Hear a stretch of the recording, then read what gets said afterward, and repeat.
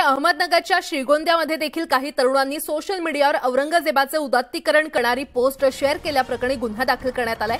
जातीय तेढ निर्माण करण्याच्या हेतून पोस्टर टाकल्याचा आरोप करत एका तरुणाला ताब्यात घेण्यात आलंय। बजरंग दलाचे संयोजक कालिदास मोहन कोथिंबिरे यांनी याबाबत फिर्याद दिल्यानं हा गुन्हा दाखल केलाय। तर आक्षेपार्ह पोस्ट प्रकरणी मिरजगाव बंदची हाक देण्यात आली होती। मात्र या तरुणांना पोलिसांनी ताब्यात घेतल्यानंतर हा बंद मागे घेण्यात आलेला आहे आणि मिरजगावमधील सर्व व्यवहार सध्या सुरळीत सुरू आहेत।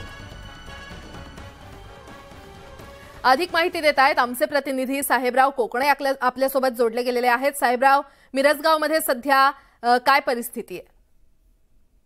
मिरजगावमध्ये अक्षावर पोस्ट टाकल्या प्रकरणी काल मिरजगाव बंदची हाक दिली होती। त्याला विस्तृतपणे प्रतिसाद भेटला होता। काल दिवसभर सगळे व्यवहार आणि बाकीचे सगळे व्यवसाय बंद होते। आज रात्री पोलिसांनी एक आरोपीला ताब्यात घेतलं होतं। रात्री अटक दाखवलेली आहे, त्याची चौकशी सुरू आहे।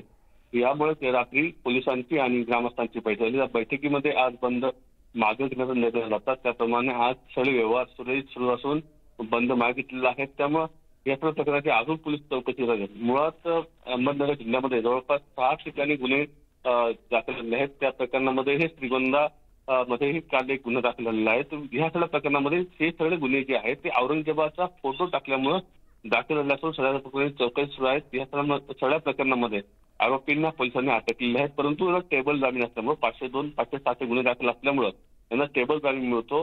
त्यामुळे हे काही लोक जामीनवरती बाहेर आहेत। अहमदनगरमध्ये जे गुन्हे दाखल झाले ते 2, त्यापैकी 4 जामीन झालेला आहे। या सगळ्या प्रकरणामध्ये अजून चौकशी पोलीस करत आहेत। आज तरी तुर्तास मिरजगाव असो किंवा श्रीगोंदा असो या ठिकाणी दोन्ही ठिकाणी शांतता आहे। बरं साहेबराव, धन्यवाद या सविस्तर माहितीसाठी।